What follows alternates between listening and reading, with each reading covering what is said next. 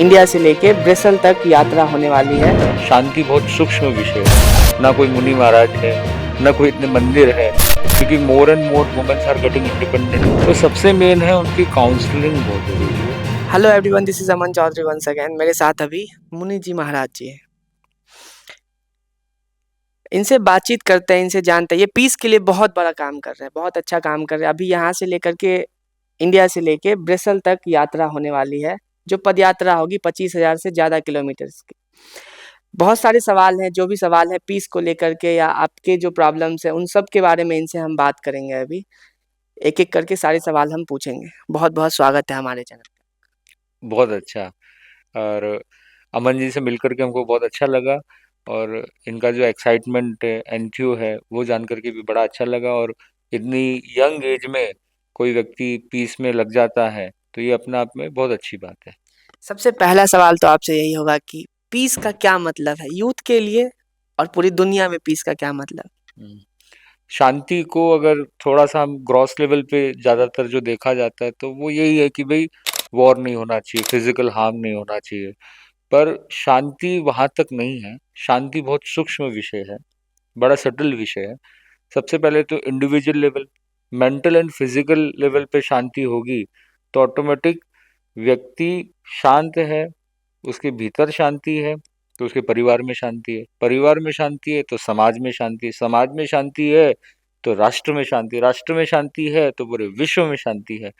तो शांति बड़ी सूक्ष्म चीज है।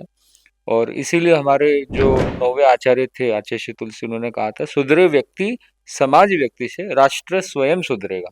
तो सबसे पहले सुधरे व्यक्ति, व्यक्ति स्वयं को सुधरना जरूरी है। तो peace begins with you, and then it connects with the family, with the society, with the community, with the country, and at last the world. बात करें अगर तो देश में ऋषिकेश एक जगह है या हरिद्वार है या कैंची धाम आश्रम है, तो वहाँ ज्यादातर जो फॉरेनर्स होते हैं वो आते हैं वहाँ पे मेडिटेशन के लिए, पीस के लिए। और वहाँ जब जा करके आप उनसे बैठ के बात करोगे तो वो बहुत ज्यादा स्ट्रेसफुल होते हैं। तो उसका क्या रीजन होगा? आप तो बहुत सारे फॉरेनर्स वगैरह से भी मिलते हो।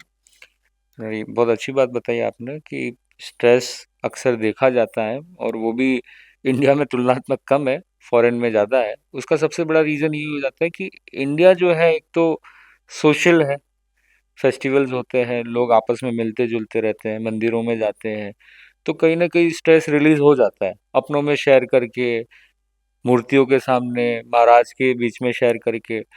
पर वही फॉरेन की बात करें तो फॉरेन में वैसी पद्धति नहीं है, ना इतने कोई फेस्टिवल्स है, ना कोई मुनि महाराज है, ना कोई इतने मंदिर है। तो थोड़ा सा एंटी सोशल जैसा हो गया। तो सॉलिटरीनेस में रहते हैं, अपने अपने में रहते हैं, तो व्यक्ति शेयर ही नहीं कर पाएगा तो अपना स्ट्रेस रिलीज कैसे करेगा, उसको काउंसलिंग कैसे मिलेगी, थेरेपी कैसे मिलेगी? तो इसलिए काउंसलर होते हैं, थेरेपिस्ट होते हैं, उसके लिए स्पेशल होते हैं। इंडिया में वो नहीं होते क्योंकि जरूरत ही नहीं है इंडिया में। साइकोलॉजिस्ट वगैरह जो होते हैं बहुत सारे इंडिया में होते हैं, उन्होंने वो दवा का प्रयोग करते हैं मेंटल पीस के लिए। अपने दुआ का प्रयोग करते हैं, हम लोग हम लोग दुआ का प्रयोग करते हैं। अच्छा, बात करें अगर मेडिटेशन की, तो क्या सच में मेडिटेशन से पीस मिलता है? सबसे बड़ी बात है कि आज मैं एक बोलूँ कि मेडिटेशन से पीस मिलता है तो बड़ी बात नहीं है। पर अगर साइंस बोलता है कि मेडिटेशन से बहुत बड़ा पीस मिलता है तो बहुत बड़ी बात हो जाती है। तो आज बहुत बड़े बड़े वैज्ञानिक हैं वर्ल्ड वाइड जो मानते हैं कि ध्यान ऐसी चीज़ है जो बहुत अच्छा शांति दे सकती है, और बहुत मेंटली फिजिकली बहुत कुछ चेंज हो सकता है। तो ऐसी बहुत सारी फील्ड है जो बताती है। प्लेसिबो देख लो, एपिजेनेटिक्स देख लो, न्यूरोप्लास्टिसिटी देख लो, सब में यही कहा गया कि आप खुद भी अपने आप को चेंज कर पाओगे, अपने आसपास के इकोसिस्टम को चेंज कर सकते हो। बस एक ही चीज़ है, वो है ध्यान। ध्यान के माध्यम से आप खुद को चेंज करो तो ऑटोमेटिक सब चीज़ें चेंज हो जाएगी। जितने भी मेडिटेशंस के टाइप हैं उसमें सबसे आसान मेडिटेशन कोई एक बता दें आप हमें, जिससे इस पे काबू पाया जा सके।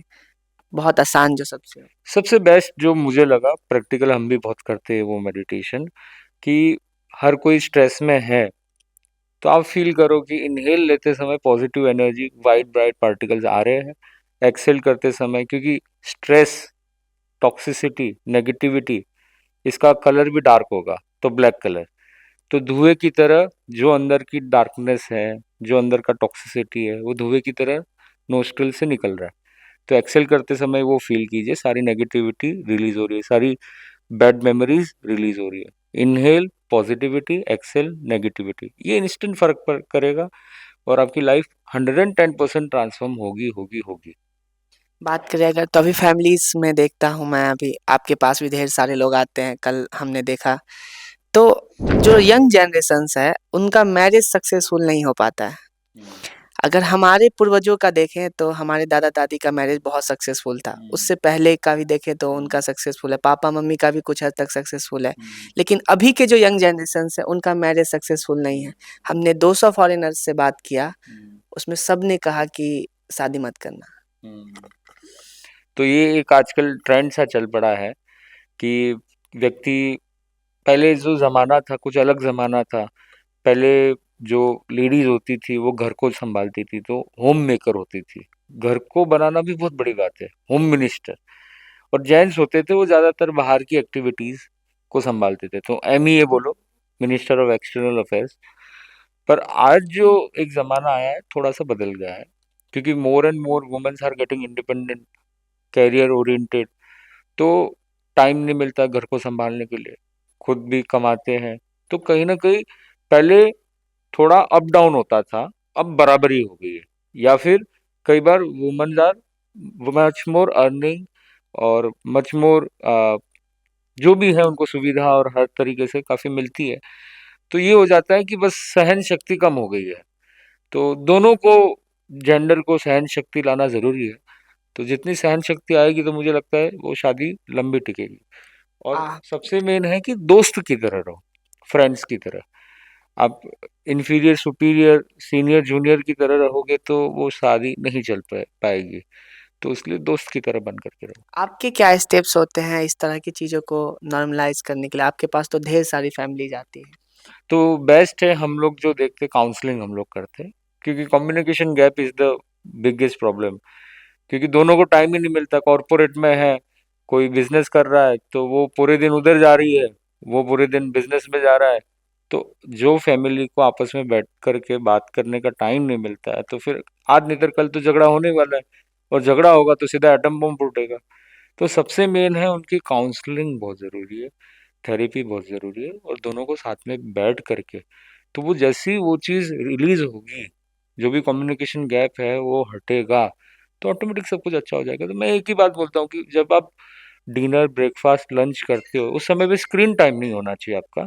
उस टाइम पे एक ही लक्ष्य होना चाहिए कि हमको फैमिली के साथ डिस्कशन करना है। तो आपका वी टाइम बहुत ज़रूरी है, फैमिली टाइम बहुत ज़रूरी है। खाली me time, more time, mobile time, सो टाइम, सोशल टाइम ही नहीं, साथ में वी टाइम, फैमिली टाइम भी बहुत नेसेसरी है।